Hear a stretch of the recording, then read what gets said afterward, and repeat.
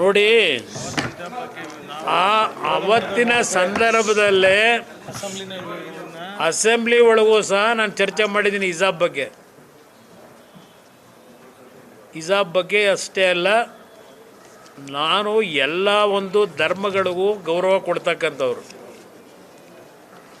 ಹಿಜಾಬ್ನ ವಿಷಯ ಒಂದೇ ಅಲ್ಲ, ಇವತ್ತು ಅದು ಯಾವುದೋ ಮೊನ್ನೆ ಎಕ್ಸಾಮ್ ಓದಂಥ ಒಬ್ಬ ವ್ಯಕ್ತಿಗೆ ಜನವರ ತೆಗೆಸಿದ್ರು ಅಂತ ಹೇಳಿ ಒಂದು ರಾಜಕೀಯ ಮಾಡಿಸಿ ಈಗ ಅದನ್ನೇ ಮುಂದಿಟ್ಕೊಂಡು ಇವತ್ತು ಎಲ್ಲ ರೀತಿಯಲ್ಲಿ ಏನೋ ನೆನ್ನೆ ಒಂದು ಹೊಸದಾಗಿ ನೋಟಿಫಿಕೇಷನ್ ಹೊರಡಿಸೋರೆ. ಬಹುಶಃ ಹೈಕೋರ್ಟು ಸುಪ್ರೀಂ ಕೋರ್ಟು ತೀರ್ಪು ಕೊಟ್ಟಿದ್ದಲ್ಲ, ಆ ತೀರ್ಪಿನ ವೆಕೇಟ್ ಆಗಿದೆಯೋ ಇಲ್ಲೋ ಗೊತ್ತಿಲ್ಲ ನನಗಿನ್ನೂ, ತಿಳ್ಕೋಬೇಕಾದ್ರ ಬಗ್ಗೆ. ಅದನ್ನು ವೆಕೇಟ್ ಮಾಡಿಸ್ದೆ ಸರ್ಕಾರ ಯಾವ ರೀತಿಯಲ್ಲಿ ಇದನ್ನು ನೆನ್ನೆ ಘೋಷಣೆ ಮಾಡಿದ್ರು ನನಗೆ ಅದೇ ಆಶ್ಚರ್ಯ.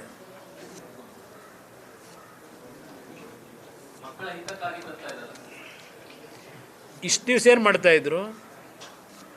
3 ವರ್ಷ ಆಯ್ತಲ್ಲ ಸರ್ಕಾರ ಬಂದು. ಎಂಥದ್ದು ದಾವಣಗೆರೆ ಚುನಾವಣೆ ರಿಸಲ್ಟ್ ಬಂದಮೇಲೆ ಇವತ್ತೇನೋ ಮಧ್ಯಾಹ್ನ ಪ್ರೆಸ್ ಮೀಟ್ ಇದೆಯಂತಲ್ಲ, ಏನೋ ರಿಪೋರ್ಟ್ ರೆಕಾರ್ಡನ್ನು ಇಡ್ತಾರಂತಲ್ಲ ನಿಮ್ಮ ಮುಂದೆ. ಈಗ ಮುಸ್ಲಿಂ 14ಕ್ಕೆ ಅದಕ್ಕೆ ಬಹುಶಃ ಅದಕ್ಕೆ ಎದುರ್ಕೊಂಡು ಈಗ ಮಾಡವ್ರೆ, ಏನೋ ಒಂದು ತೋರ್ಸೋದಕ್ಕೆ. 3 ವರ್ಷದಿಂದ ಏನು ಮಾಡ್ತಾಯಿದ್ರು?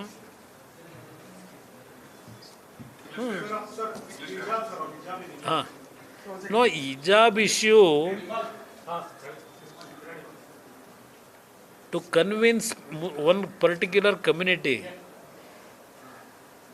yesterday they have announced not only hijab, all religious people who cultivate in their life. For that actually government has expressed that they will going to give support. This is the issue, to convince one particular community. Other than that, nothing is there in that. ಕಾರ್ಯಕ್ರಮಗಳನ್ನು ನೀವು ನೋಡ್ತಾ ಇದ್ರೆ ನಮ್ಮ channel ಅನ್ನ subscribe ಮಾಡಿ, ಪಕ್ಕದ bell icon ಒತ್ತಿ ನಮ್ಮನ್ನ ಬೆಂಬಲಿಸಿ. ಹಾಗೆ ನಮ್ಮ ಕಾರ್ಯಕ್ರಮಗಳನ್ನ ಲೈಕ್ ಮಾಡಿ, ಕಮೆಂಟ್ ಮಾಡಿ, ಅದನ್ನ ಬೇರೆಯವರಿಗೂ ವಾಟ್ಸ್ಆಪ್ ಮೂಲಕ ಶೇರ್ ಮಾಡಿ. ನೀವು ಹೀಗೆ ಮಾಡಿದಾಗ ನಮ್ಮ ಚಾನೆಲ್ ಇನ್ನಷ್ಟು ಮತ್ತಷ್ಟು ಜನರಿಗೆ ತಲುಪಲು ನೀವು ನಮ್ಮೊಂದಿಗೆ ಸಹಕರಿಸಿದ ಹಾಗಾಗುತ್ತೆ. ಇದು ನೀವು ಯಾವುದೇ ಖರ್ಚಿಲ್ಲದೆ ಕೆಲವೇ ಸೆಕೆಂಡುಗಳಲ್ಲಿ ನೀಡಬಹುದಾದ ಸಹಕಾರ. ಧನ್ಯವಾದಗಳು.